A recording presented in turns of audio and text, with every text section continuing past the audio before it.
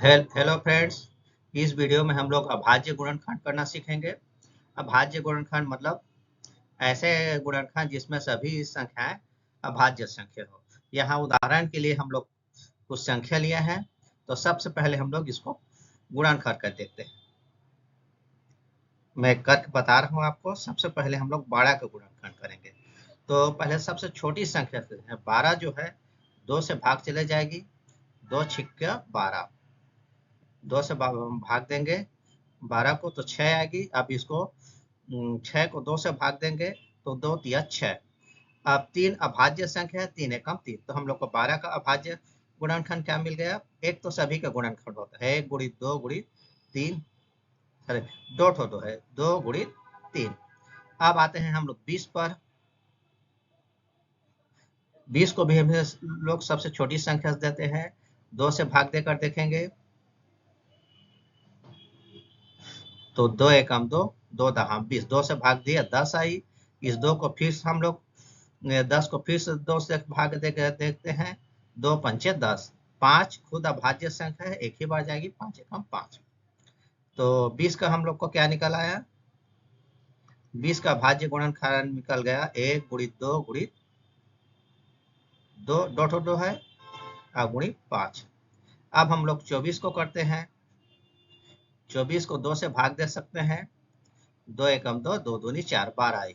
और फिर 12 को हम लोग 2 से भाग दे सकते हैं। 2 छिक्का 12, 2 जो है 6 जो है फिर 2 से भाग जाएगी तो ये 6 और फिर 3 एकम 3। तो हम लोग का 24 का अभाज्य गुणनखंड क्या निकल गया? 1 गुणित 2 गुणित 2 गुणित 2, 3 तो 2 है, ये 3 2 है। अब उसके बाद आखिरी में 3। अब आते हैं हम लोग अगले उदाहरण पर। 72, अभी कुछ बड़ी संख्या लिए हैं। 72 का गुणनखंड करके देखेंगे ऐसे ही। 72 को पहले सबसे छोटी संख्या, छोटी अभाज्य संख्या 2 है, इससे भाग देकर देखते हैं। 2 तिया 6, 2 छिक्का 72, 36, ये भी 2 से भाग जा रही है। 2 एकम 2, 2 अट्ठे 16, 36 को 2 से भाग दिया 18 आई। अब 18 को फिर 2 से भाग देकर देखते हैं। 2 निया 18। अब ये 3, 3 जो है 3 से भाग चले जाएगी, 9 जो है 3 से भाग जाएगी, 3 तिया 9, फिर 3 एकम 3। तो हम लोग को 72 का क्या निकला गुणनखंड? 2 गुणित 2 गुणित 2, 2 ठो 2 है, और सॉरी 3 ठो 2 और 2 ठो 3 है। अब गुणित 1 को पहले लिखें या बाद में लिखें? अब आते हैं हम लोग दूसरी संख्या पर। 84 को करके देखते हैं। ये 2 से भाग चले जाएगी, 2 चौके 8, 2 दूनी 4। 42, 2 से भाग चले जाएगी, 2 दूनी 4, 2 एकम 2। अब 21 जो है 2 से भाग नहीं जाएगी, तो हम लोग 3 से देखते हैं। 3 सत्ते 21, 7 एकम। तो 21 का हम लोग को निकल आया 1 गुणित 2 गुणित 2 गुणित 3 गुणित 7। ये जो है सॉरी, ये 84 का गुणनखंड है। अब हम लोग ये और बड़ी संख्या है 108, इसका गुणनखंड करके देख लेते हैं। 108 2 से भाग चले जाएगी, 2 पंचे 10, 2 चौक 12। अब 54 को भी 2 से भाग दिया जा सकता है। 2 दूनी 4, 2 सत्ते 14। 27 को 2 से भाग दिया जा सकता, 3 से दिया जा सकता, 3 निया 27। 9 को 3 से दिया जा सकता है, 3 तिया 9, उसके बाद 3 एकम 3।